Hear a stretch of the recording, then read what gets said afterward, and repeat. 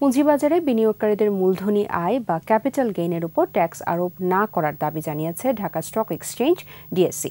একই সঙ্গে পুঁজিবাজারে তালিকাভুক্তিতে মৌলভিত্তির কোম্পানিগুলোকে উৎসাহিত করতে তালিকাভুক্তি ও তালিকা বহির্ভূত প্রতিষ্ঠানের মধ্যকার কর্পোরেট ট্যাক্সের ব্যবধান বাড়ানোরও দাবি জানিয়েছে দেশের প্রধান স্টক এক্সচেঞ্জ। আরও জানাচ্ছেন তহিদুর রহমান। ওয়ালটন ফ্রিজ কিনে অনেকের মতো আপনিও হয়ে যেতে পারেন মিলেনিয়াল। সেরা পণ্যের সেরা অফার আসছে ২০২৪-২৫ অর্থ বছরের বাজেটকে সামনে রেখে ঢাকা স্টক এক্সচেঞ্জ ডিএসির সংবাদ সম্মেলন। উঠে আসে পুঁজিবাজারের দরপতন প্রসঙ্গ।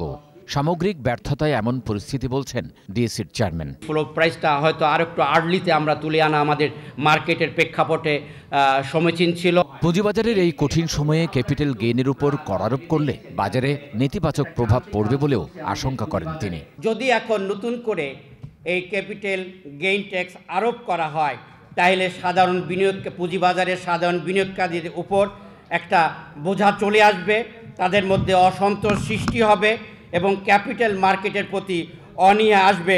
পরে আলটিমেটাম ক্যাপিটাল মার্কেট একটা খারাপ অবস্থার দিকে ধাবিত হতে পারে। তালিকাভুক্ত ও তালিকা বহির্ভূত কোম্পানির মধ্যে কর্পোরেট ট্যাক্সের পার্থক্য এখন ৭.৫%। আসছে বাজেটে এটিকে বাড়িয়ে ১০ থেকে ১২% করার প্রস্তাব ডিএসসির। যে বর্তমান লিস্টেড কোম্পানির উপর কর আরোপিত হয়েছে সেটা হলো বর্তমান রয়েছে হলো ২০%। আমরা প্রস্তাব করছি এটা ১৭.৫%। এবং আমাদের যে নন লিস্টেড কোম্পানি অর্থাৎ অতালিকাভুক্ত কোম্পানি রয়েছে তাদের বর্তমান করের হার রয়েছে ২৭.৫%।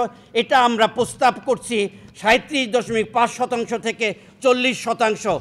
পুঁজিবাজারের বর্তমান পরিস্থিতি বিবেচনা করে লভ্যাংশ আয়ের প্রথম ৫০,০০০ টাকা পর্যন্ত করযোগ্য আয়ের বাইরে রাখারও প্রস্তাব করেছে ডিএসই।